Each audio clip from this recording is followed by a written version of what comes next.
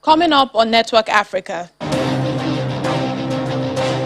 International Criminal Court's prosecutor asks Sudan for a key suspect accused of war crimes and genocide in Darfur.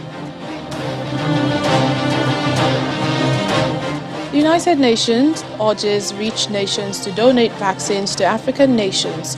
Plus,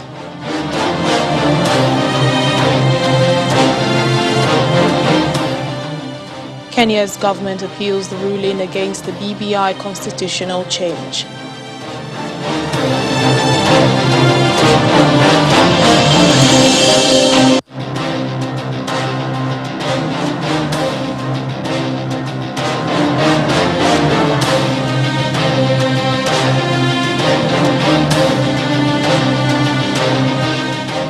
Hello and welcome to the program, everyone. I'm Layo Adegoki. The International Criminal Court's prosecutor has asked Sudan to hand over a key suspect accused of war crimes and genocide in Darfur. Fatou Bensouda made the call to the authorities to give up Ahmed Haroun, who's a key ally of ousted President Umar al-Bashir, to face trial, along with a former militia leader accused of similar crimes. The former Janjaweed leader, Abdurrahman, also known as Ali Kushaib, handed himself over to the court last year. Ms. Bensouda spoke in Khartoum after concluding a visit to Darfur. The conflict in Darfur began back in 2003 when armed groups there rebelled against the government, saying their region was neglected.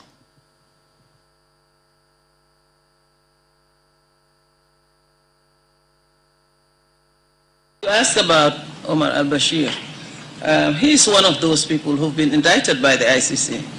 And as I have explained, the engagement that we are doing with the government is to ensure that those who are wanted by the ICC are transferred to the ICC.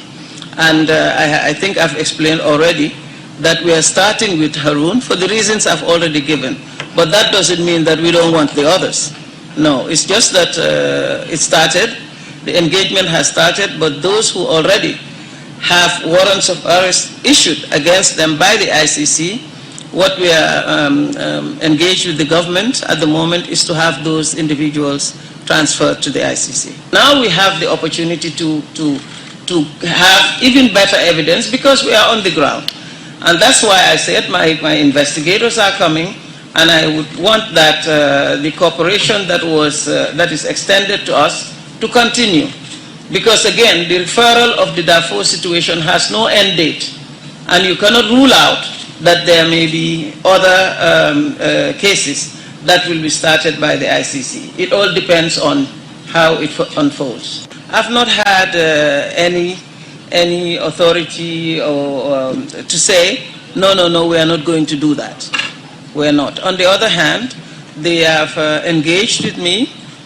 Some of them, the words are quite encouraging about the transfer, but it is a matter that has to also involve more discussions, and this is taking place. One of the information I got during my tour is exactly that crimes are ongoing.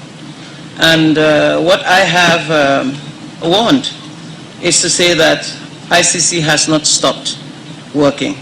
It has not stopped looking at the situation. It will continue. The South Sudan Red Cross SSRC has suspended its operations in Torit, Eastern Equatorial State, after an attack on its staff in the area. 8 staff members were injured on Monday after armed youths reportedly stormed the SSRC office in Torit. Now, this resulted in the closure of the office. Attacks on humanitarian workers have increased across the country this year over alleged employment discrimination.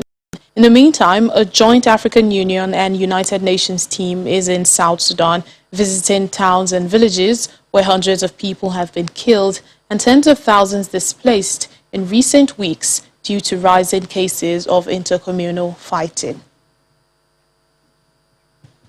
Still in South Sudan, due to recent conflicts in Pibok County, a high-level delegation has visited the region to encourage local authorities and to protect communities and build peace. The delegation was formed by the United Nations, African Union, Intergovernmental Authority on Development and reconstituted Joint Monitoring and Evaluation Commission. Intercommunal fighting has cost hundreds of lives and forced tens of thousands to flee their homes. Flooding also has devastated homes, crops and livestock, and there is a severe food shortage. Dialogue is the most viable instrument to realize peace and security in this area. And that they should also refrain from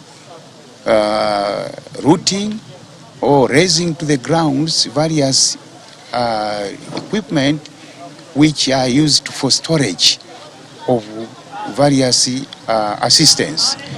Then thirdly, they should refrain from killing those people who come and give assistance here. It's a lot of sacrifice. Even though there is a criminal who are now still attacking people and abducting people and the children on the roadside, we will not give up. We will still seeking on the support from our friends, from our government to come and put those atrocities on hold, because we will need peace and we need a development on the issue of how we can really take the mind of the people of the South Sudan to know peace is a dividend of everything. Back here in Nigeria, Governor of Taraba State in northern part of the country, DARIUS ISHAKU, is engaging traditional rulers to help return peace to the communities. This is in an effort to end the security challenges bedeviling the state. This also comes after a lecturer at the State University who was abducted on Tuesday regains his freedom. The aftermath of the crisis rocking different communities in Taraba State, northeastern Nigeria. These clashes have led to the death of many and massive destruction of property. Those left behind are forced to take refuge in makeshift shelters as IDPs. We don't have anything. Our children are sick. We sleep outside. No accommodation. So we're appealing to the chairman, to governor, to help us and goes back to our various Bali local government. The situation was hard that we could not be able to even pick anything because it was as if they said warriors are coming ahead. One of my evangelists picked me in the bike without my baby, my two babies, and ran with us to his house and keep us there. It was in the night that they could be able to locate us to Bali local government where we went and hid ourselves. This ugly trend calls for the intervention of the state government, and to stave off further outbursts of violence, Governor DARIUS ISHAKU is appointing 66 traditional rulers to bring the government closer to the people. This action by the administration comes with added responsibility on the chiefdoms because you are now being required to play more roles actively in securing your domains through constant synergy with security operatives and relevant government agencies. The creation of chiefdoms is done in good faith and not intended to balkanize the state into ethnic blocks. Rather, the gesture is being carried out with the intention of bringing government closer to the people. Residents of the state are optimistic that if the government sticks to its plan to give citizens a sense of belonging, peace will no longer be relative, but absolute. The intention is to meet up with the legitimate yearnings and aspirations of the people, respect their values, respect their peculiarities, so that they live in peace, concord and harmony. The state government is taking this step to facilitate the return of peace in affected communities and strengthen traditional institutions to perform more pivotal roles in ensuring stability in the state. The government of Kenya has formally challenged the ruling by the country's High Court last month that said President Uhuru Kenyatta's proposed constitutional reforms were illegal. The sweeping constitutional changes, popularly known as the Building Bridges Initiative, BBI, were shot down by the court on May 14th in a blow to Kenyatta and his allies who want the amendments put to a referendum before next year's elections. In a formal appeal filed in court on Wednesday, Solicitor General Kennedy Ogeto said the 5-panel bench had erred in determining that the president did not have legal authority to spearhead such amendments. The government's top lawyer argued in appeal documents that the High Court's conclusion that President Kenyatta could also be sued in a personal capacity for pursuing such an initiative was also incorrect.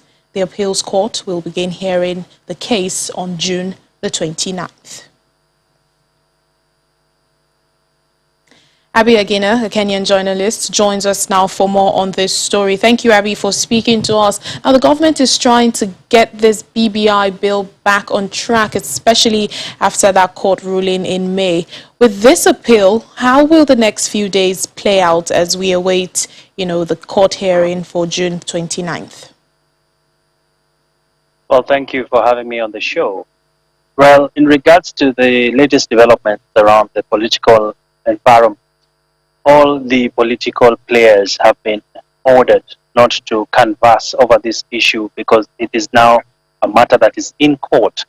So we are seeing the political speeches being toned down when it comes to matters with the Building Bridges initiative, considering that they'll be facing charges around the contempt of court. So majority of the political class are holding their horses up to the 29th of June when the appeal case will start. So far, we can confirm that there's still a lot of secret meetings happening. Majority of the politicians just trying to re-strategize around this new development, which they had not foreseen. Of what importance is this BBI to President Kenyatta? We also understand opposition leader Raila Odinga is also, part of this. Correct. Right now, the legal space dictates that for the initiative to have a basis, they must have gone through two options. The first option is through the popular initiative, which is enshrined in the Constitution, Article 257. The other alternative they would have pursued is under Article 256, which is a parliamentary initiative. Right now, what the two leaders went for was the popular initiative, and this is now what is being contested in court. And the former Prime Minister Raila Odinga, speaking during Kenya's Madaraka Day celebrations in Kisumu County, that is in the Nyanza region, affirmed to his supporters that we are likely to see the process getting back on track. And he coined it in the very common word that he says reggae will continue. Of course, the BPI has had its mantra around nobody can stop reggae. That is his view of the perspective. On the flip side, we've seen the camp allied to the Deputy President also maintaining that the matter that is in court, they're waiting to see how the courts will rule on this. So it's a dicey situation, if you ask me. A lot of jitters happening around the political environment in the country. Oh, well, you've mentioned that it's a dicey situation. What are Kenyans saying about all of this? What has been the reaction? Honestly speaking, the developments have literally put the country at crossroads. As you know, the two leaders are very popular. That is the Deputy President, William Ruto, as well as the ODM leader, that is former Prime Minister Raila Odinga. The population in the country, there are those for the BBI and those anti-BBI. And it remains to be seen which side will take the day when this initiative is taken to a ballot. But speaking generally, the country is divided around this initiative. And of course, you know very well that the BBI is meant to really address the inequalities in the country, is supposed to address issues of injustice. around allocation of resources, creating more constituencies that will ensure that various parts of the countries are well represented in parliament. But there are those against it are also saying it will increase. All right then, Abby Agina, Kenyan journalist, joining us there from Nairobi. Still to come on the program.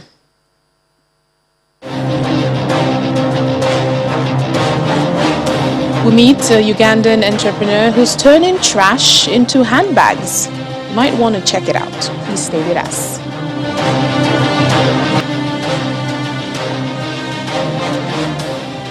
Welcome back to the program. Uganda's Transport Minister General Katumba Wamala has been discharged from hospital after undergoing surgery to remove a bullet in his arm. The former army general was injured on Tuesday after gunmen riding on motorcycles shot at his vehicle, killing his daughter and also his driver. The minister has asked those behind the killings to be arrested and brought to book, even as one suspect has been apprehended in connection with the killings. On Wednesday, the vigil was held for the minister's daughter, Brenda Wamala.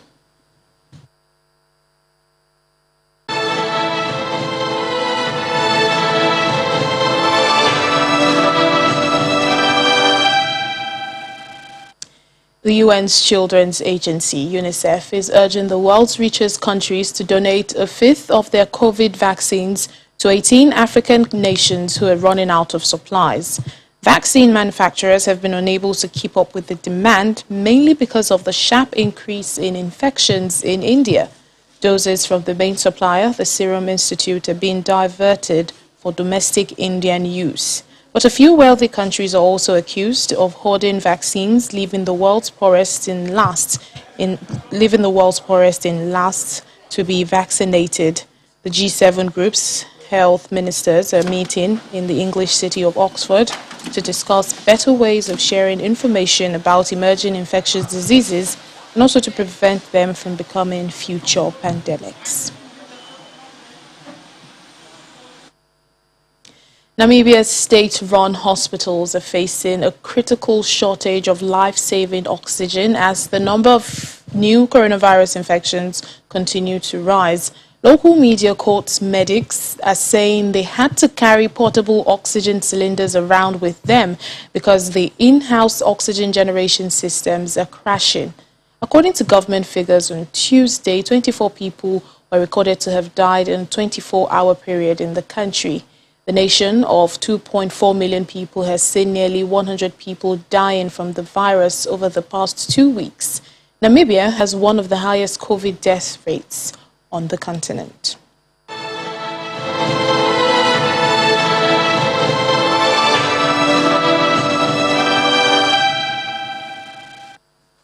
Niger, together with the African Union and the European Union, have launched a new UN group of friends of the Sahel on the occasion of an area formula meeting of the Security Council.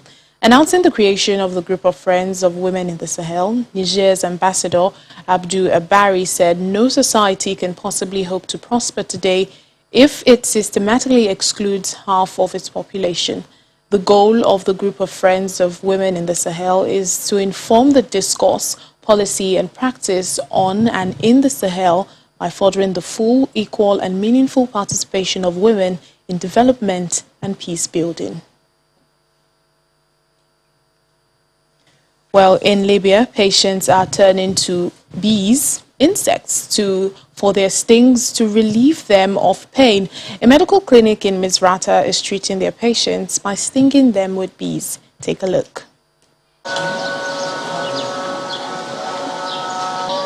Carefully plucking honeybees out of a busy hive, a worker in a full protective suit places them in a plastic bag to be handed over to Mohammed AL-ZAWAWI, an apitherapy practitioner in Libya's Misrata. A father of a child ill with leukemia, Ismail Isi, said he observed an improvement in his child's condition after starting bee venom acupuncture.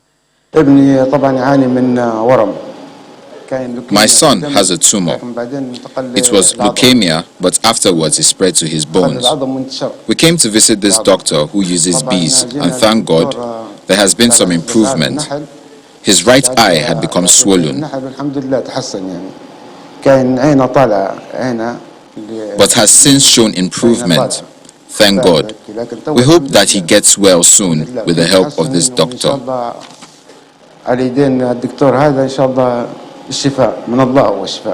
In a typical session, Zawawi uses an average of 6 bees to sting different parts of his patients' bodies, depending on their ailment.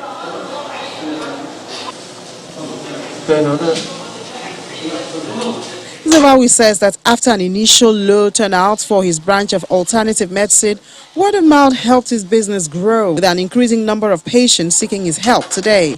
Bee sting treatment was not known in Libya. Only a few people knew about it. When we started, we had a small number of patients. But when recoveries were recorded, people started to ask about this treatment. What is this bee sting treatment? And the more results were recorded, the more people came.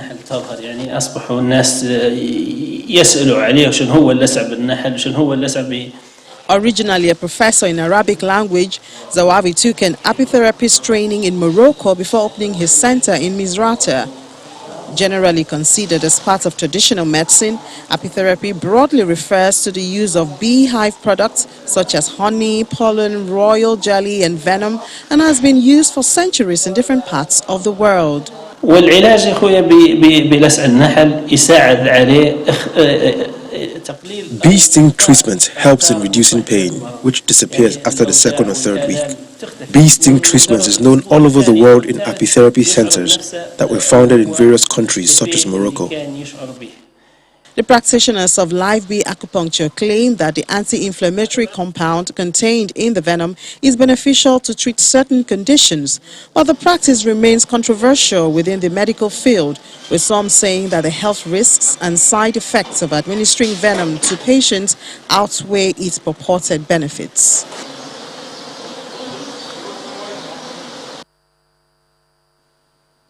Uganda's capital, Kampala, churns out 1,000 tons of garbage per day, as according to the East African country's National Environment Management Authority. But what many see as trash was viewed as a solution-based business opportunity by entrepreneur Faith Aweko. Uganda's National Environment Management Authority estimates that Kampala churns out a staggering 1,000 tons of garbage per day. Most of it ends up littering the city and causing damage to waterways. But one person's trash is Faith Aweko's treasure, turning plastic waste into handbags. I like to call myself a wastepreneur because I deal in waste. And this is something that most people don't want to associate with waste, plastics, dump sites, garbage. And yet this is something that is providing employment to women who are collecting the waste, to women who are sorting, to women who are washing, and also women who are processing and making the beautiful bags that Reform Africa is. Aweko currently employs 8 women she hired and trained from the surrounding community. Christine is one of them.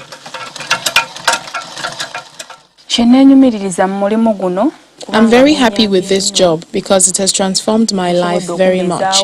It has created a living for me and my child. I am now also able to assist my spouse when he is struggling. This job has really helped me. The other thing I like is that we empty communities of these polythene bags, which saves the environment. The bags sell for between $16 and $25, and she has deals with several local shops and markets, as well as taking to social media to land more clients abroad. Aweko not only hopes to make a mark with her brand, but that her bags will also help spark conversations about environmental awareness, recycling, and waste management. And that's it on the program today. Thank you for watching. I'm Layo Adegoki.